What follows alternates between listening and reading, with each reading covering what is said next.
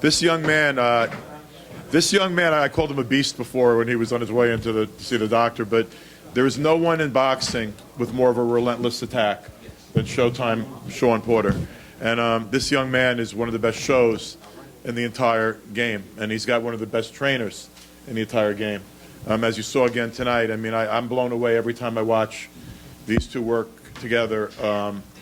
You know, your game plans are so disruptive. And, I mean, you know, there's never a clinch. It's so difficult on the opponent. I was sitting next to Keith Thurman tonight, and the respect he has for Shawn is incredible, by the way. And yeah, and then they're going to be in there together, and he's going to need that respect. But the most relentless force, offensive force in boxing today, Showtime Shawn Porter.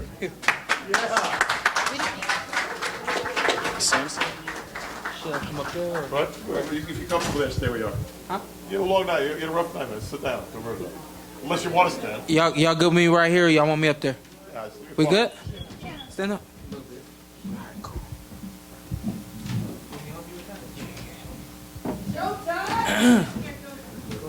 What time is it? Showtime! What time is it? Showtime! We was talking about that this morning. My dad said I shouldn't do it, but I know y'all love me, so y'all gonna scream. What time is it? Showtime!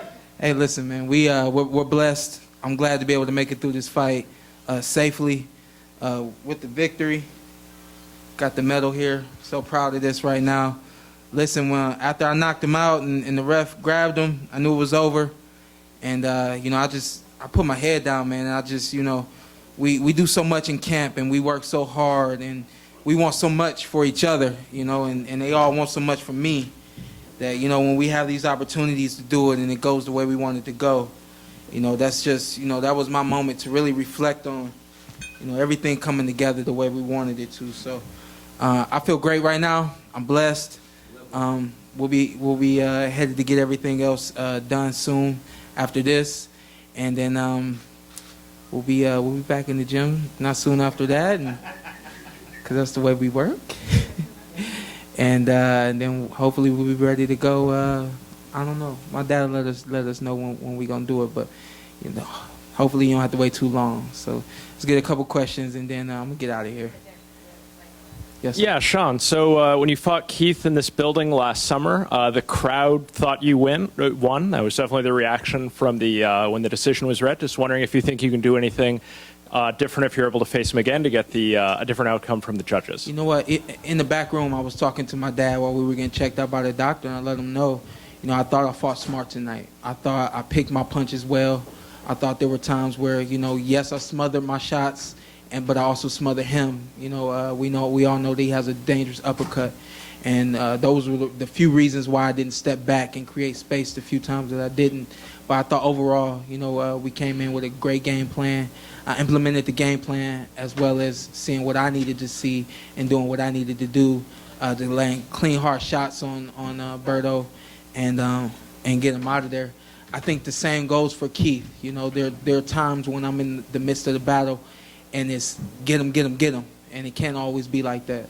I think this was a primary fight where, you know, I let the get him go, and I did what I was told to do, what I've been taught to do, which was see the punch, throw the punch, make them miss, make them pay. And that's something that we would definitely continue to work on, something that we've worked on before. That's key, I think, in beating Keith Thurman. Shawn, he did catch you with the uppercut early, and you adjusted to it. Were you ever hurt by that punch? No, sir. The few times that he did throw it and land it, it was just more of a, dang it. You know, I was there in line for it.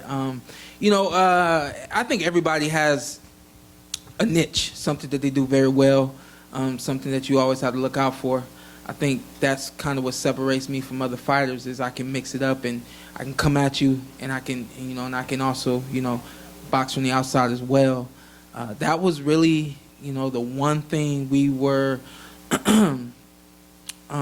mindful of. I'm not going to say cautious. I'm not going to say, you know, worried. We were very mindful that he has a sneaky uppercut and that he doesn't mind throwing it.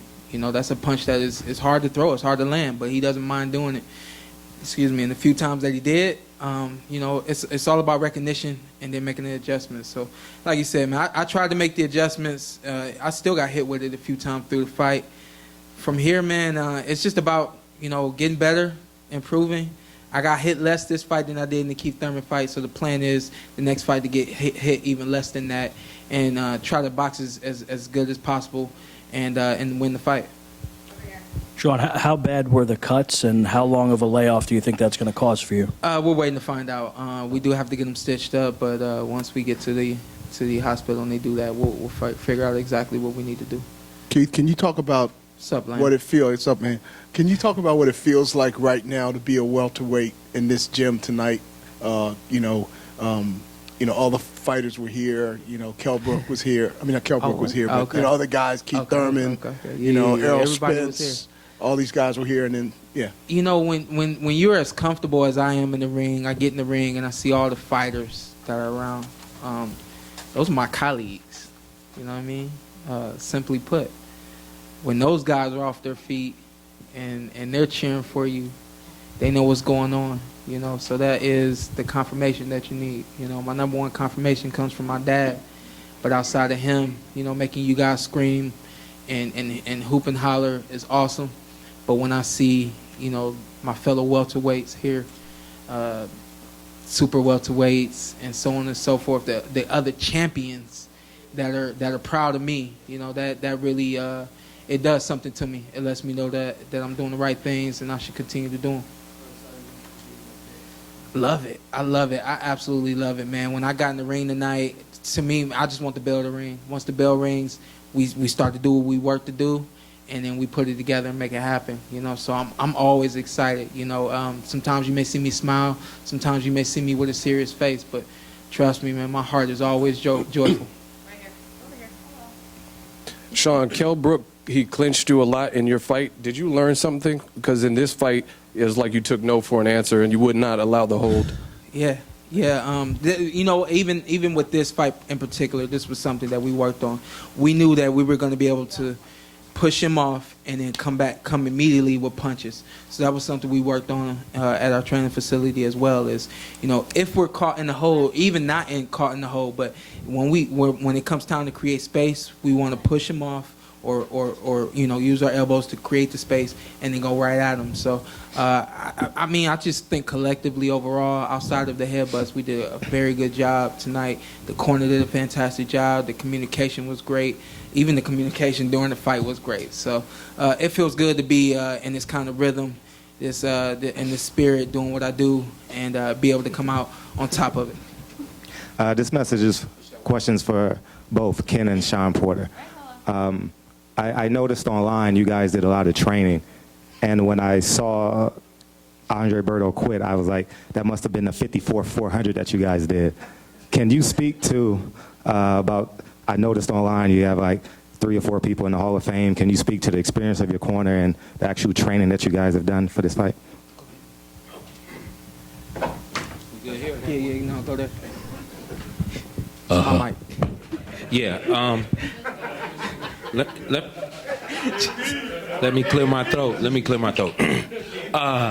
Thank you guys. It's great to actually be in a press conference after a fight because we haven't had this opportunity. So it's a great opportunity for Shawn to be able to speak and answer the questions that you guys have for him. As far as that's concerned, the training that we do, I don't think anybody can outwork us in for a long time throughout his amateur career growing up. I would always tell him nobody gets to out-hustle you. Nobody outworks you. It's not allowed.